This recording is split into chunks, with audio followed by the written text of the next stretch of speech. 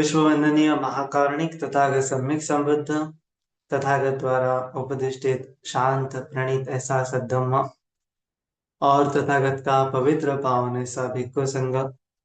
प्रथमता इन तीन रत्नों को मैं त्रिवार वंदन करता हूँ तथा मेरे गुरु आचार्य जी को भी त्रिवार वंदन करता हूँ तथा जिन जिन महापुरुषों ने धम्म का प्रचार प्रसार किया उनके प्रति भी कृतज्ञता व्यक्त करता हूँ तथा जिन जिन लोगों की वजह से मुझे धम्म सीखने को मिल रहा है उनके प्रति भी कृतज्ञता व्यक्त करता हूँ तथा जुड़े हुए सभी शील संपन्न श्रद्धावान उपासक उपासिकाएं बालक तथा बालिकाएं सभी के प्रति मंगल मैत्री मंगल कामना करता हूँ।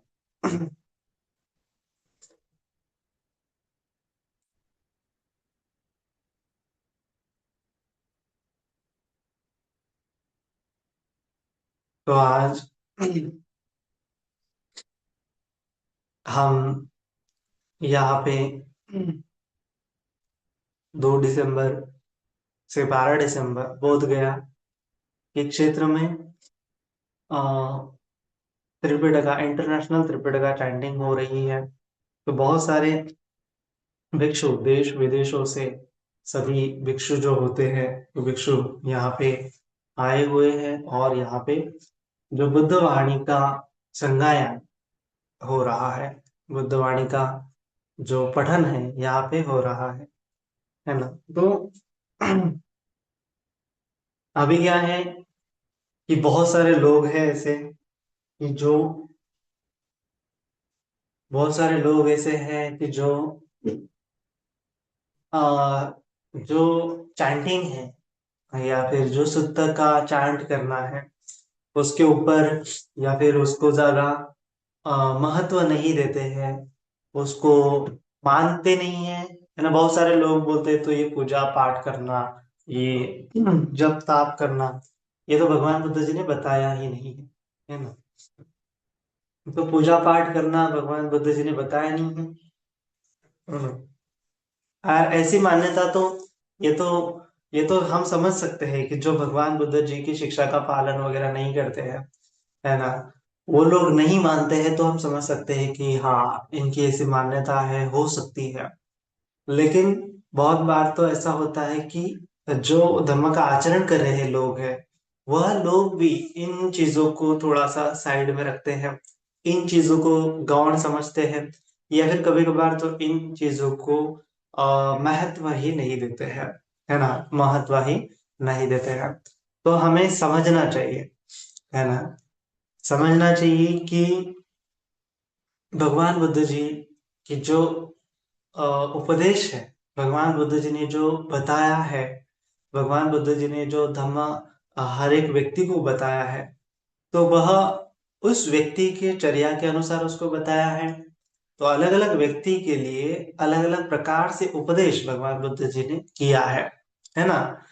तो हमें ये हमेशा ख्याल रखना है कि एक आधी चीज अगर हमारे लिए सही है तो इट्स नॉट कंपल्सरी कि वो दूसरों के लिए भी सही है।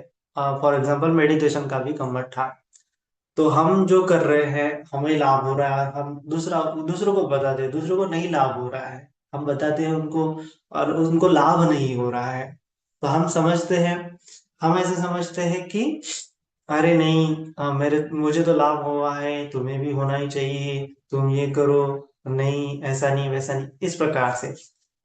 लेकिन हमें समझना चाहिए कि दूसरा कर नहीं रहा है या फिर फलाना फलाना दूसरों को दोष देना वगैरह ये चीजें, तो हमें समझना चाहिए कि हमारा प्रैक्टिस जो हम कर रहे हैं वो हमारी चर्या के अनुसार हमें अच्छा लग रहा है, हमें अनुकूल हो सकता है कि उसके लिए कुछ अलग कमठान हो सकता है कि उसको कुछ और चीजें समझे, है ना।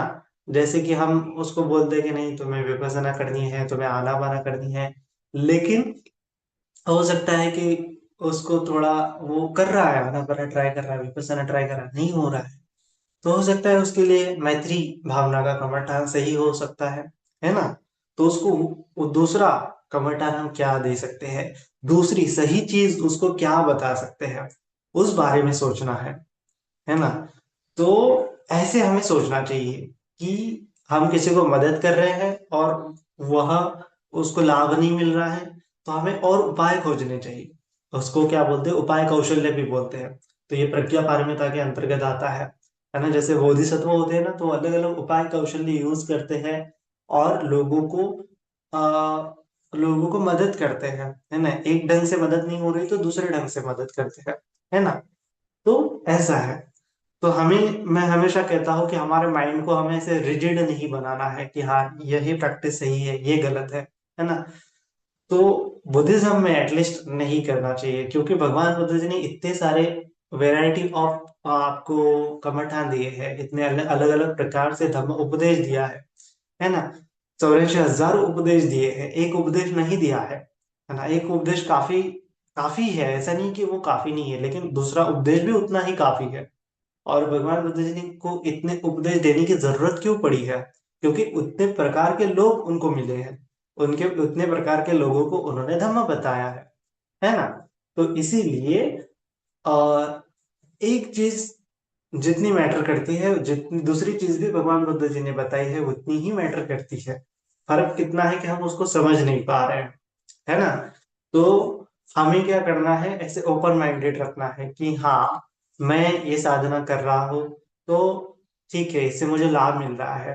तो दूसरा ये कर रहा है उसको लाभ नहीं मिल रहा है, तो हमें उसको और दूसरी क्या साधना बता सकते हैं, और दूसरी क्या प्रैक्टिस बता सकते हैं, है ना, उसके बारे में सोचना है ना।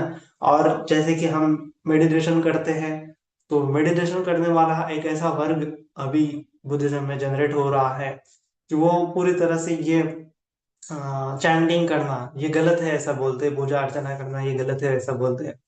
तो ये गलत नहीं है ना। तो हमें समझना है कि किसी चीज को गलत ठहराने से पहले बुद्धिज्म की, है ना, बाकी धर्म संप्रदाय की नहीं बात कर रहा हूं मैं, बुद्धिज्म की, भगवान बुद्ध जी की शिक्षा की, या फिर बड़े बड़े गुरु आचार्यों की बात गलत ठहराने से पहले थोड़ा सोच लो, है ना, कि यह बात कितनी अनुकूल है, कितनी प्रतिकूल है, कितनी सही है, कितनी गलत है ना। तो हमें क्या करना है, किसी चीज को कंप्लीटली डिनाई नहीं करना है ना। हमें किसी चीज को कंप्लीटली डिनाई नहीं करना है ना। तो एक सम्यक दृष्टि का तत्व मैं आपको बताता हूँ कि सम्यक दृष्टि का अर्थ क्या होता है, कि आपको वो चीज, आप किसी चीज को डिनाई कर रहे हो, किसी चीज को मान नहीं रहे हो, तो आपके पास एक तर्क होना चाहिए, आपके पास एक सही कारण होना चाहिए उस चीज को नहीं मानने का, है ना। और आप किसी चीज को मान रहे हो, तो आपके पास एक सही तर्क, एक सही कारण होना चाहिए कि उस चीज को आप मान रहे हो, है ना। तो ऐसे सही कारण, सही हेतु प्रत्यय के साथ अगर आप किसी चीज को मान रहे हो, किसी चीज का स्वीकार कर रहे हो, और सही हेतु प्रत्यय के साथ किसी चीज को अस्वीकार कर रहे हो, तो ही आपकी सम्यक दृष्टि जो है बढ़ती है। अन्यथा क्या होता है, नहीं ये गलत है, लेकिन आपको पता नहीं है कि वाई इट इज गलत, और वह कैसे गलत हो सकती है, कैसे सही हो सकती है ना। तो इस दुनिया में अगर देखा जाए, तो जितनी चीजें हमें लगता है कि गलत है, जैसे चाकू है ना, एक चाकू क्या है कि जितना गलत है उतना उसका इस्तेमाल सही भी हो सकता है ना। तो हर एक चीज जो है यूजफुल हो सकती है अगर उसको यूजफुल करने वाला है, तो ये बात हमेशा ध्यान रखना है ना। हालांकि जैसे जो तलवार का काम है तलवार ही कर सकती है, तलवार का काम जैसे काटना हो सकता है, लेकिन सुई का काम काटना नहीं है, ठीक है। तो उतना तो भेद होता है किसी वस्तु का, उतना तो भेद होता है किसी औजार का, है ना, कि उससे वो प्रक्रिया नहीं होगी जो प्रक्रिया सुई से हो रही। तलवार से जो काम हो रहा है वो सुई से नहीं होता है, और सुई से जो सिलाई का काम होता है वो तलवार से नहीं होता है ना। तो भिन्नता तो है, लेकिन फिर भी कहीं ना कहीं थोड़े से जो समानता हर एक इसमें हो सकती है ना।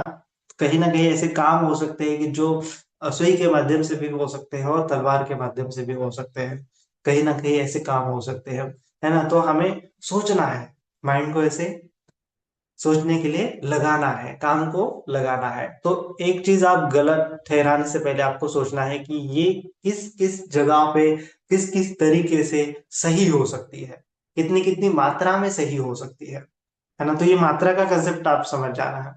अगर आपको मात्रा का कंसेप्ट समझ में आता है तो सम्यक दृष्टि का सही आपका बढ़ने लगती है, सम्यक दृष्टि बढ़ने लगती है ना। तो जैसे अभी चैंटिंग करना है, तो चैंटिंग करना है तो ये कितनी मात्रा में आपको लाभदायक हो सकता है या फिर कितनी मात्रा में गलत हो सकता है ना। तो ऐसा है, आपको ये खोजना पड़ेगा, आपको ये सोचना पड़ेगा, इसके ऊपर आपको सोचना पड़ेगा, है ना। डायरेक्टली उसको डिनाई करने से पहले एक बार सोचो कि कहीं कहीं उसके लाभ भी है ना। तो लाभ है तो कितने लाभ है ना, उसके बारे में भी सोचना है ना। हानि है तो कितनी हानि है, उसके मात्रा के बारे में भी सोचना है। तो इस प्रकार से आपको चीजों की मात्रा के बारे में सोचना है, किसी कंसेप्ट की मात्रा के बारे में सोचना है, उसको एक्सेप्ट और डिनाई करने से पहले, है ना। ये सिंपल तरीका है कि आप आपकी सम्यक दृष्टि को बढ़ा सकते हैं, या फिर इससे इससे आपकी सम्यक दृष्टि और ज्यादा क्लियर होती चली जाती है ना। तो यह आपको समझना है कि सम्यक दृष्टि का अर्थ क्या होता है, कि यह सम्यक दृष्टि जो होती है यह न्याय तत्व से जुड़ी हुई होती है, और न्याय तत्व भी बड़ा गंभीर है बुद्धिज्म में, है ना। तो सम्यक सम्यक दृष्टि के साथ आपको उस जो चीज आप एक्सेप्ट और डिनाई कर रहे हो, तो आपको एकदम न्याय के साथ उसको एक्सेप्ट करना है और न्याय के साथ उसको डिनाई करना है ना। न्याय के साथ एक्सेप्ट करना है, न्याय के साथ डिनाई करना है। ये कैसे है, कि जैसे चैंटिंग करना है, तो चैंटिंग करना है तो इसके अपने लाभ है। कौन से लाभ है, कि जैसे चैंटिंग करने से क्या होता है, सबसे पहली बात, अगर आप डेली चैंटिंग करते हो तो आपका मन क्या हो जाता है, शांत हो जाता है। क्योंकि बार बार अगर आप लंबे आधा घंटा 1 घंटा चैंटिंग करते हो तो आपका मन 1 घंटा भटकेगा नहीं। तो एक प्रकार से आप वो मन आपका शांत होते जा रहा है।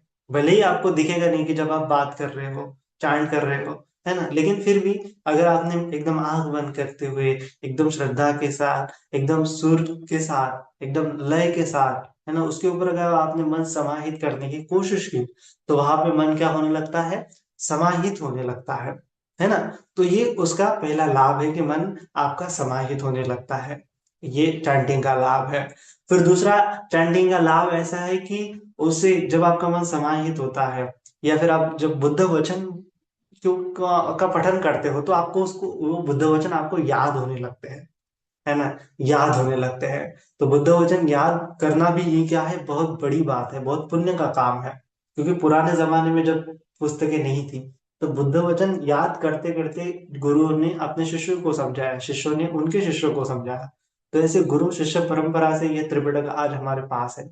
अगर वो चैंटिंग नहीं करते पुराने जमाने के वृक्ष लोग, तो आज हमें वह त्रिपिटक भी नहीं मिलता है ना। तो ये हमें समझना है कि उसका भी, चैंटिंग का भी अपना एक इम्पोर्टेंस है ना। अगर वो आप चैंट कर रहे हैं बार बार, और तो उसको आपका मन शांत हो जाता है, आपको शुद्ध याद हो जाता है, बुद्ध वचन याद हो जाता है।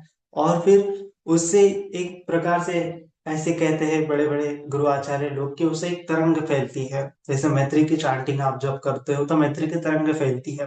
तो उससे क्या होता है कि जो दृश्य अदृश्य सत्व है, उनको भी, उनका मंगल हो जाता है, उनका कल्याण हो जाता है। और ये देवता लोग भी वो वाणी सुनते हैं और उनका भी कल्याण हो जाता है।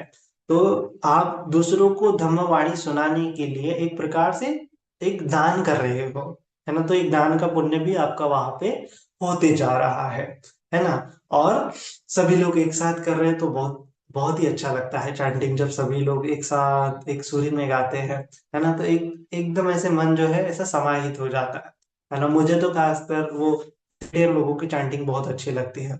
वो इतना लय से गाते हैं, और वो और अप्स एंड डाउन्स होते हैं उनके आवाज में, और ऐसा एकदम माइंड वहीं पे स्टक हो जाता है, शांत हो जाता है, पीस को फील करता है। और बहुत सारे लोग एक साथ जब उसको चांट कर रहे हैं तो बड़ा सुंदर तरीके से वो गाते हैं। तो ये उसका लाभ है, ठीक है। और एक सबसे इम्पोर्टेंट लाभ चैंटिंग का यह है कि जब आप वो जो शुद्ध चांट कर रहे हो, जो आप गाथा बोल रहे हो, उस गाथा का अगर आपको मीनिंग पता चल जाता है, तो क्या है, सोने पे सुहागा है ना, एकदम मतलब कि जो आप बोल रहे हो उसका आपको मीनिंग पता है। जैसे आप मैत्री भावना का सूत्र बोल रहे हो और आपको मीनिंग पता है, अहं अवेरो होमी अव्यापज्जो होमी, है ना, मैं वैर रहित हो जाओ, व्यापाद रहित हो जाओ, अनिगो होमी, है ना, मुझे किसी प्रकार की ईजा ना हो जाए, है ना, सुखी अतानम परिहरामी, मैं पूर्ण रूप से सुखी हो जाऊं। जो बोल रहे हो आप पाली भाषा में और आपको उसका मीनिंग पता है, तो एक ऐसा एक पॉजिटिव अफर्मेशन है ना। और धीरे धीरे अगर वो आप बोलते जाओगे करते जाओगे उसके अनुसार, तो आप वो धम्म को, आपका धम्म लर्न होने लगता है। और वो प्रज्ञा के क्षेत्र में फिर वो चैंटिंग चली जाती है। फिर चैंटिंग चैंटिंग नहीं रहती, वो फिर प्रज्ञा की भावना बन जाती है ना। समझ रहे हो? तो आप जैसे करने में तो शुद्ध चैंट कर रहे हो, करने में करेणी मित्त कुशल है ना, यंतन संतन पदम अभिसमिच्च, तो एक एक शुद्ध एक एक शब्द आप जब बोल रहे हो, यंतम संतम पदम अभिसमिच्च, तो एक एक शब्द का आपके अंदर वो आ रहा है, उसका मीनिंग आ रहा है ना। इस प्रकार से संत पद की जो प्राप्ति करना चाहता है तो उसने इस प्रकार से होना चाहिए, है ना। उसने सबको उजु तो सुजु तो उसने एकदम स्वच्छ होना चाहिए, एकदम उसका चित्त उजु होना चाहिए, सुजु होना चाहिए, मृदु होना चाहिए, उसका मान जो है कम होना चाहिए। तो ये आप बोलते जा रहे हो तो आपको एक प्रकार से आप आपके सबकॉन्शियस माइंड में मैसेज जा रहा है कि हाँ ऐसा होना चाहिए, मुझे भी संत पद की प्राप्ति करनी है तो मुझे भी ऐसे मेरे मन को मृदु बनाना पड़ेगा, मेरे चित्त को कोमल बनाना पड़ेगा, मान कम करना पड़ेगा। तो ये एक प्रकार से लर्निंग प्रज्ञा, आप बार बार रिपीटेटिवली वो चीज कर रहे हो तो आपकी प्रज्ञा भी बढ़ती जाती है। तो भगवान बुद्ध जी ने क्या बोला है, भावितो बहुलिकतो, आपको उसकी बार बार भावना करनी पड़ेगी और अलग अलग पर्याय से करनी पड़ेगी। तो ये कब होगा कि ये चैंटिंग से ये प्रोसेस अपने आप हो जाती है ना। तो एक मैंने किसी किताब पढ़ी थी, एक बंदे जी थे थाईलैंड के, तो उन्होंने वो लिखा था कि चैंटिंग के माध्यम से तीनों चीजें हो जाती है। तीनों चीजें कौन सी होती है, तो पहली होती है शील, फिर समाधि और प्रज्ञा, तीनों चीजें हो जाती है। जब आप चैंटिंग कर रहे हैं तो आपके मन में क्या उत्पन्न हो रहा है, एक सद्भावना उत्पन्न हो रही है कि आजू बाजू के जो देवता लोग हैं, सत्व लोग हैं, वो सुने तो उनके प्रति एक मैत्री उत्पन्न हो रही है। वो तो मैत्री क्या है, शील ही है। शील का मतलब क्या है कि जैसे आप उनका कल्याण ही कर रहे हो, और उस समय में आप तो शील खंडित नहीं कर रहे हो। जब आप चांट कर रहे हो, कोई व्यक्ति एक एक घंटा चांट कर रहा है तो वो शील खंडित नहीं कर रहा है, तो उस समय में उसका शील तो पुष्ट होते जा रहा है ना। उसके पश्चात जब वो एक घंटा चांट कर रहा है तो क्या हो रहा है, उसका मन समाहित होते जा रहा है, तो समाधि का अंग भी वहां पे आ रहा है ना। और फिर लास्ट में प्रज्ञा, कि जब वो उसका अर्थ जानता है, सार्थ स व्यंजन, उसको कि जानता है कि ये व्यंजन, ये जो मैं बोल रहा हूँ, इस वचन का अर्थ क्या है ना। तो बुद्धवाणी याद होती जा रही है, बुद्धवाणी का अर्थ उसको समझता जा रहा है। अगर वो हर रोज करेगा, हर रोज एकदम डीपली उसका अर्थ जानते जानते अगर प्रैक्टिस करेगा, गायन करेगा, संगायन करेगा, चैंटिंग करेगा, तो वो क्या होगा उसको, हो सकता है कि जो एक आधे शब्द का अर्थ नहीं समझा हो वो उसको समझ में आएगा। फिर एक शब्द का अर्थ आज समझ में आया, कल दूसरे शब्द का अर्थ समझेगा, फिर तीसरे शब्द का अर्थ समझेगा, और ऐसा होता है ना, ऐसा होता है। अगर आप कभी आपने कोई किताब पढ़ी हो समझो, है ना, अगर आप 2-3 महीने भी पहले भी किताब पढ़ी हो तो आज आप उसको फिर से पढ़ लो, तो आपको जो 2-3 महीने पहले आपने जो इस प्रकार से किताब से जाना होगा, किताब को जाना होगा, आज आप वही किताब अगर पढ़ोगे तो आपको लगेगा कि अरे ये किताब तो ऐसा भी संदेश देती है, इस किताब में तो ऐसा भी बताया है। फिर साल बाद जब पढ़ोगे तो आपको वो अलग ही ढंग से वो किताब फील होगी, समझ में आएगी, उसका मीनिंग समझ में आएगा, है ना। एक ही किताब है लेकिन वो आपको अलग अलग पर्याय से समझ में आती है। ये सभी जो वाचक लोग हैं उनको तो ये चीजें अनुभव में होती ही होगी। तो उसी प्रकार से जब आप एक ही सुत्ता को बार बार चांट करते हो एकदम मीनिंग के साथ, तो आपको उसका अलग अलग प्रकार से मीनिंग समझ में आने लगता है। और वो एकदम एकदम डीप डीप लेवल पे आप वो लेके जा सकते हैं आपकी साधना को। तो प्रज्ञा की भावना भी उससे हो जाती है ना। तो इसीलिए शील समाधि प्रज्ञा ये तीनों के तीनों अंग चैंटिंग में परिपूर्ण होते हैं। ये चैंटिंग के लाभ है ना, चैंटिंग के लाभ है। तो इसीलिए जो लोग नहीं समझ पाते वो तो डायरेक्टली डिनाई करेंगे, जो इतना चिंतन मनन नहीं कर पाते, ऐसा भी हो सकता है, ऐसा माइंड ओपन नहीं कर पाते, तो वो क्या कर सकते हैं, फिर से अपना माइंड को बंधित कर रहे हैं, है ना। तो वो अपनी प्रज्ञा को बढ़ा नहीं रहे हैं। तो प्रज्ञा का मतलब क्या है कि आपको ऐसे ओपन माइंड रखना पड़ेगा हर एक चीज के बारे में, कि इसके कितने लाभ हो सकते हैं, कितनी मात्रा में इसके लाभ हो सकते हैं और कितनी मात्रा में नहीं हो सकते हैं, है ना। तो जिसको लाभ नहीं हो सकता है समझो चैंटिंग से, तो उसको तो 0% भी लाभ नहीं होगा। लेकिन जिसको लाभ हो सकता है उसको तो 100% भी लाभ हो सकता है ना। तो ये डिपेंड करता है कि वो किस प्रकार से चैंटिंग कर रहा है। तो कोई ऊपरी तौर पे चैंटिंग कर रहा है तो हाँ उसको तो ज्यादा लाभ होगा नहीं। उसका थोड़ा मतलब मन समाहित करने के लिए भी चैंटिंग अगर वो नहीं कर रहा है तो उसको तो वो भी नहीं लाभ होगा, है ना। अगर वो मन समाहित करने के हेतु प्रत्यय से चैंटिंग करता है तो हाँ हो सकता है कि चैंटिंग करते करते उसकी उपचार समाधि भी प्राप्त हो जाए, है ना। उपचार समाधि चैंटिंग से प्राप्त होती है ना।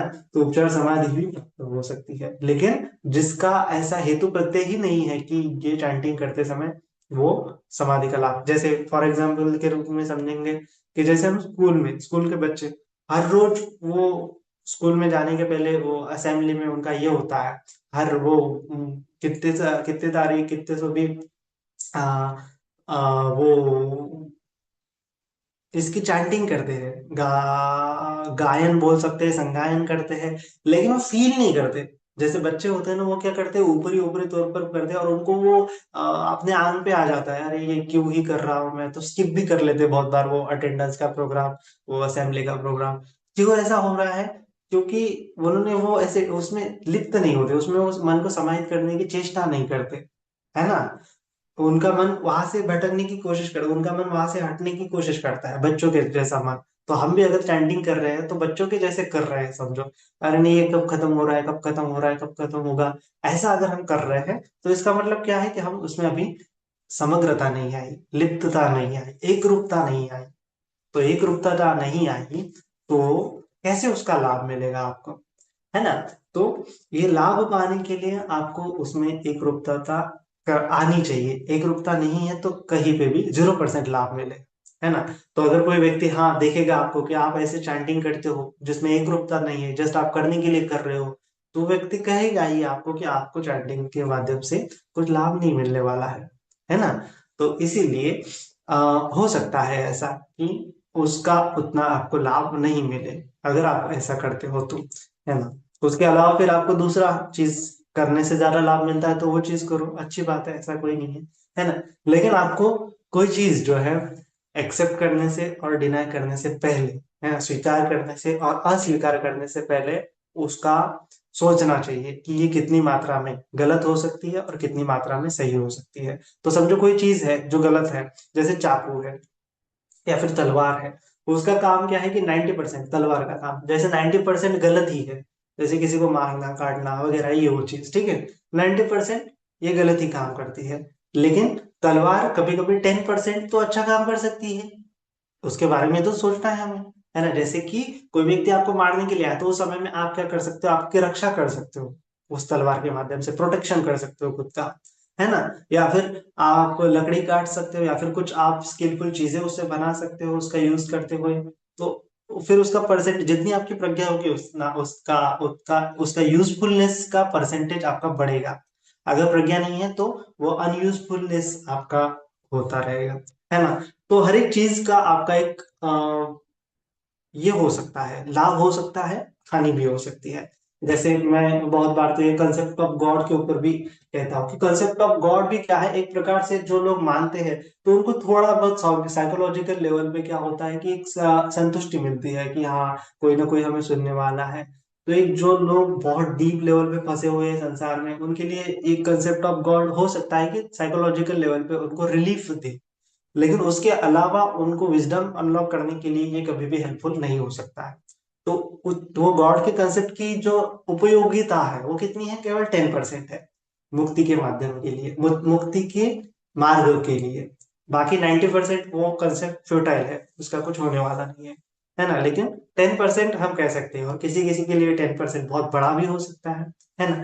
तो इसीलिए वो कहीं ना कहीं जो लोग अच्छे से जो गॉड के टर्म को, गॉड के कंसेप्ट को अच्छे से अपने जीवन में उतारते हैं और उनका लाभ कर लेते हैं, उनके लिए ये भला कंसेप्ट है। जैसे बहुत सारे संत हो गए हैं इंडिया में, तो बुरे तो नहीं थे बहुत सारे, जैसे संत कबीर हो गए, संत तुकाराम महाराज जो है, संत गाड़गे महाराज जो, बहुत सारे संत हुए हैं, वो गॉड को मानते थे, लेकिन उन्होंने अच्छे काम किए हैं, है ना, गॉड का सहारा लेते हुए उन्होंने अच्छे काम भी किए हैं। तो थोड़ा बहुत वो कंसेप्ट क्या है, एक यूजफुल भी है वहां पे। जैसे बसवेश्वर स्वामी थे, तो उन्होंने उन जमाने में वो लिंगायत धर्म का स्थापना करने के पश्चात वो अपना कास्टिज्म को हटाने की कोशिश की थी, कि जिसके गले में लिंग होगा वो सभी सेम होंगे, समानता, कोई भेदभाव नहीं करेगा। तो उन्होंने बहुत प्रचार प्रसार किया था वो दक्षिण भारत में। तो बहुत लोग आज भी उनको मानते हैं, और वो कास्टिज्म वगैरह नहीं मानते हैं, लेकिन मानने वाले तो मानते हैं, लेकिन जो जिन्होंने को समझा है कंसेप्ट, वो नहीं मानते हैं। तो थोड़े बहुत ढंग से इस कंसेप्ट का यूज करते हुए हम लोगों को सही मार्ग पे भी ला सकते हैं, लोगों को साइकोलॉजिकल जो बीमारियां है, ट्रॉमा है, उससे बाहर भी निकाल सकते हैं, उनको एक थोड़ा रिलीफ मिलने के लिए भी, थोड़ा समय के लिए शांति मिलने के लिए भी इसका सिद्धांत का उपयोग हो सकता है। लेकिन जहां तक मुक्ति की बात है, तो उस बात में, उस मार्ग में वो बाधा हो जाती है ना। लेकिन थोड़े समय के लिए, थोड़े छोटे छोटे लेवल के लिए, साइकोलॉजिकल लेवल पे ये इट्स ओके कंसेप्ट है, लेकिन स्पिरिचुअल लेवल पे नॉट ओके, है ना। तो आपको समझना है कि कितनी लिमिटेशंस है उस चीज के, कितनी मात्रा में वो सही है और कितनी मात्रा में वो गलत है, कितनी मात्रा में वो सही हो सकता है, कितनी मात्रा में वो गलत भी हो सकता है। तो आपको हर चीज को अगर आप देख पाओगे, तो आपकी सम्यक दृष्टि, इसको ही मतलब उसको ही बोलते हैं कि न्याय तत्व, सम्यक दृष्टि के साथ क्या हो जाता है, न्याय तत्व, कि हाँ, यहाँ ये गॉड का कंसेप्ट, हाँ ठीक है, यूजफुल है, लेकिन यहाँ ये यूजफुल नहीं है। तो ये गॉड के कंसेप्ट के साथ आप एक सही ढंग से न्याय कर रहे हो, उस चीज के साथ आप एक न्याय कर रहे हो। तो ये कैसे होगा, कि जब सम्यक दृष्टि होगा, अन्यथा सम्यक दृष्टि नहीं है तो न्याय भी नहीं होता है। तो इसीलिए भगवान बुद्ध जी ने जो धम्म बताया ना, ये धम्म कैसा, एकायन मग्गो भिक्खवे सत्तानं विशुद्धि अशोक परिदेवान समधिक्कमाय दुःख दुम्मस्तानं अत्यंतमाय न्यायस्य अधिगमाय निर्वाणस्य सच्चीकरणत्थाय यदिदं चत्तारो सतिपट्ठानम्, न्यायस्य अधिगमाय, कि न्याय के साथ वो आगे आगे जाता है। तो इसीलिए आपको हर चीज के साथ न्याय करते आना चाहिए, कंप्लीटली उसको डिनाई नहीं करना है ना, और कंप्लीटली उसको एक्सेप्ट भी नहीं करना है। कुछ हेतु प्रत्यय है, कितनी मात्रा में आप उसको एक्सेप्ट कर सकते हो, कितनी मात्रा में आप उसको डिनाई कर सकते हो, क्या क्या पॉसिबिलिटीज है कि हम इसको एक्सेप्ट कर सकते हैं, क्या क्या पॉसिबिलिटीज है हम इसको डिनाई कर सकते हैं। ऐसा रहा तो आप कभी भी किसी चीज में फंसोगे नहीं, आपका मन रिजिड नहीं होगा, आप मिथ्या दृष्टि में नहीं फंसोगे, है ना, आप ओपन रहोगे, आपका माइंड ऐसा ओपन होता चला जाएगा, प्रज्ञा भी तीक्ष्ण तीक्ष्ण होती चली जाएंगी। तो इस प्रकार से आपको ये प्रैक्टिस में लाना है, कि आप जितनी जितनी चीजों को मानते हो, उन उन चीजों के आपको लाभ और द्वेष, दोष, क्या बोलते हैं उसको, प्रोज एंड कॉन्स, है ना, वो फाइंड आउट करने हैं, कितनी कितनी मात्रा में ये चीज लाभदायक है, और कितनी कितनी मात्रा में ये चीज कहाँ कहाँ हानिकारक भी हो सकती है। तो उन चीजों का भी आपके मन में ख्याल रहना चाहिए, है ना। नहीं तो हम जो कर रहे हैं वो दूसरों पर थोपना भी हमें नहीं है, हमें खुद उसको एकदम सम्यक दृष्टि के साथ, फ्रीडम के साथ, प्रज्ञा के साथ उसको ग्रहण करना है, और फिर प्रज्ञा के साथ ही दूसरों को वो बताना है। या फिर दूसरों की चीज जब हम काट रहे हैं, दूसरों के बाद भी जब हम उसको काट रहे हैं, तो काटते समय में भी हमें सोचना है कि कितनी कितनी मात्रा में ये सही हो सकती है, उसको उतना बताना भी है, और कितनी कितनी मात्रा में ये गलत भी हो सकती है। तो इस प्रकार से रहा आपका वार्तालाप, तो कहीं पे भी आपका मतलब आप फंसोगे नहीं, कहीं पे भी नहीं फंसोगे, डिबेट में भी नहीं फंसोगे, फलाना फलाना चीज। तो इस प्रकार से आपको ये माइंड को ऐसे खुला रखना है, कि बहुत सारे लोग हैं जो विपश्यना भी करते हैं, तो उनको लाभ हो रहा है, बहुत सारे लोगों को हो रहा है, लेकिन बहुत सारे लोगों को नहीं हो रहा है ना। तो ऐसा क्यों है, तो हो सकता है कि जो कर रहे हो उसमें कुछ गड़बड़ हो सकती है ना, और जो कर रहे हैं वो सही ढंग से कर रहे हैं, ऐसा भी हो सकता है। तो हमें क्या करना है, कि समझने की कोशिश करना है कि कहाँ कहाँ तक को विपස්සना का अभ्यास सही हो सकता है, और कहाँ कहाँ तक, कितनी कितनी मात्रा में वो गलत भी हो सकता है ना। हमने किया तो हो सकता है, प्रोबेबिलिटी है कि सही भी हो सकता है, गलत भी हो सकता है हमारे साथ, हमने किया तो लाभ भी हो सकता है, हानि भी हो सकती है। तो हमें एकदम अवेयरनेस के साथ उसको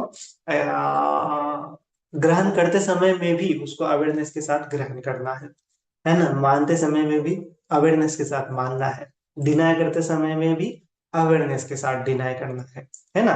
ग्रहण करते समय में भी अवेयरनेस के साथ, मानते समय में भी अवेयरनेस के साथ, और डिनाई करने के साथ समय में भी अवेयरनेस के साथ।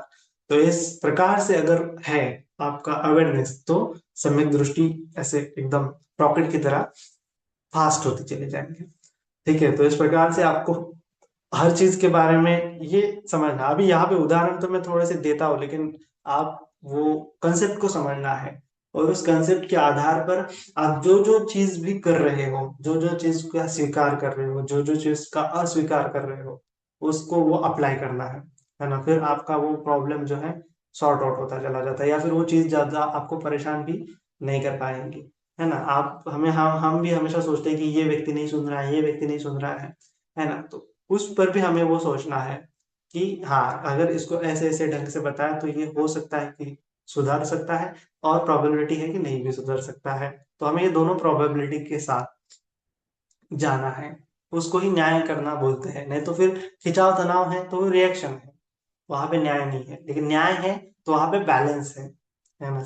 ये भी बहुत डीप है, धीरे धीरे धीरे धीरे हम समझेंगे, है ना। फिलहाल के लिए तो इतना नहीं है, फिलहाल के लिए इतना है कि जो लोग चैंटिंग को नहीं मान रहे थे, तो उनको समझना है कि चैंटिंग से भी लाभ हो सकता है, अगर हम उसका लाभ कर ले तो। नहीं हो सकता है अगर हम उसका करने लाभ पाने की कोशिश ही नहीं करेंगे तो, है ना। सिंपल है। बाकी तो चैंटिंग सही है गलत है, ये चीज तो आप खुद फाइंड आउट करनी पड़ेगी, है ना। तो इस प्रकार से है। आ, और तो बहुत सारी चीजें हैं। तो जो आप प्रैक्टिस कर रहे हो उस प्रैक्टिस को बढ़ाते चले जाओ, है ना। और धम्म श्रवण करते जाओ, और उसको अपने लाइफ में उतारते जाओ, और मतलब बुद्धिमत्ता के लेवल पे भी, या फिर विचारों के लेवल पे भी धम्म को लाने की कोशिश करो। आप जो व्यवहारिक जीवन में भी चीजें करते हो, सोचते हो, उसमें भी धम्म को लाने की कोशिश करो, है ना। कोशिश करो, फिर धीरे धीरे धीरे धीरे वो होता चला जाएगा, है ना। तो आज के लिए इतना ही। सभी का मंगल हो, सभी का कल्याण हो, सभी जन सुखी हो, सुखी हो, सुखी हो। साधु, साधु, साधु।